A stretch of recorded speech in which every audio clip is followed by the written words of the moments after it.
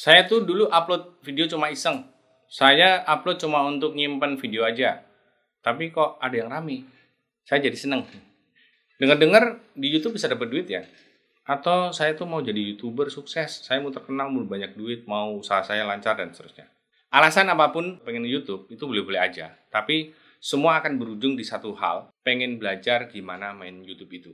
Mulai dari mana, apa aja yang harus dipelajari, gimana dapat duitnya, dan seterusnya. Gitu kan?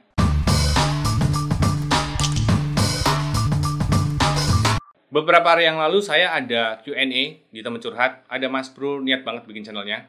Sudah bikin video dengan tim profesional, dengan kualitas video dan editing yang hasilnya bagus. Desain thumbnailnya juga pro banget, full edit. Bahkan saking niatnya sampai beli views, beli subscriber, pasang iklan karena pengen segera banyak yang nonton dan menghasilkan uang. Niatnya sampai offset. Bisa ditebak yang terjadi ya, sangat jauh dari harapan. Bahkan saat ini tes upload video tanpa diapa-apain, videonya cuma dapat 1 views dari 500-an subscriber. Itu tadinya udah 2000-an subscriber ya, tapi disikat YouTube karena ketahuan beli. Apa salahnya di sini? Beli views, beli subscriber, sudah jelas bikin channel rusak. Tapi ternyata bukan di situ masalahnya. Salahnya dalam memahami bagaimana YouTube itu. Jadi melakukan semua itu karena nggak paham. Walaupun punya tim produksi yang super komplit, dari syuting, editing, desain, ada semua. Percuma kalau kreatornya nggak paham mulainya, gimana, apa dulu yang harus dipahami, dilakukan, dan dipelajari. Sekarang ini kan banyak banget ya channel tutorial YouTube. Jadi nggak ada alasan sebenarnya untuk bilang, susah nyari sumber belajar. Ya memang sih. Dari sekian banyak tutorial itu, banyak juga yang sesat dan jahat. Tapi ada channel yang dibuat oleh YouTube sendiri. Juga channel yang disupport oleh YouTube sebagai channel yang aman dan bagus untuk belajar gimana nge-YouTube itu. Tapi mengapa masih aja ada yang belangsak nyasar kemana-mana, kemudian ikutin tutorial yang kurang ajar. Jadi kalau saya lihat, sebabnya ada yang karena memang polos tadi, nggak tahu apa-apa gitu ya. Nggak tahu yang disampaikan orang-orang itu benar atau enggak. Apalagi diiming-imingin cepat monet dan semacamnya. Ada juga yang sebenarnya tahu, tapi karena banyak temennya yang kesono jadi ikut-ikutan. Ada juga yang terlalu pede. Paling kalau saya beli views ya aman lah, semoga ya, coba dulu. Gitu kan? Jadi kali ini saya akan kasih tips gimana belajar YouTube yang benar itu. Bagaimana memanfaatkan sumber informasi yang ada di internet untuk kemajuan channelmu. Yang pertama nih, yang harus dipahami oleh YouTuber baru adalah mau ngapain dulu di YouTube. Kamu harus pahami dulu. Selama kamu tuh nggak punya alasan yang cukup kuat dan jelas, punya cita-cita misalnya, ya nggak akan punya pegangan. Contoh yang paling sering saya lihat, yang sering terjadi adalah mau bikin channel apa, mau share tentang apa. Selesaikan dulu masalah itu. Gimana cara pelajarinya? Kamu ya tonton aja channel yang sekiranya sama dengan apa yang ingin kamu bahas. Mereka ngapain aja, bisa dapat subscribernya berapa viewsnya, gitu kan? Bisa konsisten apa enggak? Browsing-browsing aja. Cara nentuin channel, bisa tonton video yang ini. Di situ saya jelaskan gimana ngatasin kebingungan saat menentukan jenis channel. Jadi pertama itu ya, pelajari diri sendiri dulu maunya apa di YouTube. Alright? Yang kedua, setelah beres dengan diri sendiri, barulah pelajari bagaimana cara kerja YouTube itu. Gimana sih cara video itu dapat views, apa itu watch time, gimana sih sistem rekomendasi YouTube itu. Lebih penting lagi, apa sih maunya YouTube itu. Pelajari itu semua, banyak sumber yang bisa kamu lihat, terutama dari sumber YouTube sendiri yang pastinya valid.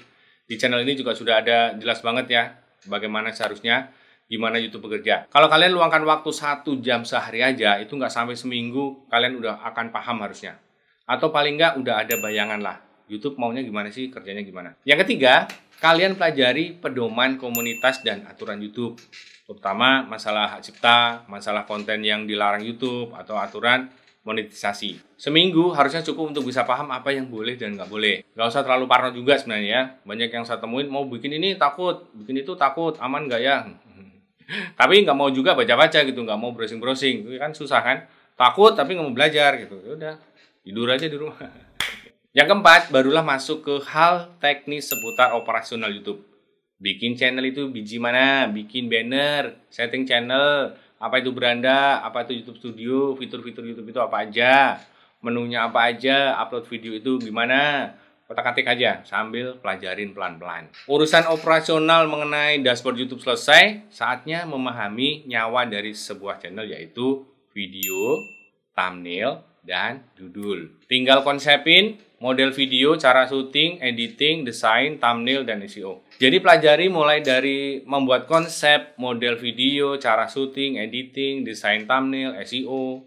Cari tahu lah, gimana sih bikin YouTube yang punya retensi tinggi, bikin video yang retensinya tinggi, yang rata-rata durasinya tinggi, yang disimak, thumbnail yang bakal diklik itu sebabnya apa, dan bikinnya gimana. Bagian ini sangat penting, kalian bisa pelajarin sambil praktekin. Kemudian lihat hasilnya, ulangi lagi, perbaiki, dan seterusnya. Ini semua proses panjang. Kalau nggak percaya, silahkan cek channel yang kamu suka. Lihat kapan mereka upload pertama kali. Pasti di atas 1 tahun untuk bisa mencapai katakan 100.000 subscriber. Kalaupun ada channel yang bisa cepet banget melejitnya, tapi ya nggak semua orang bisa seperti itu.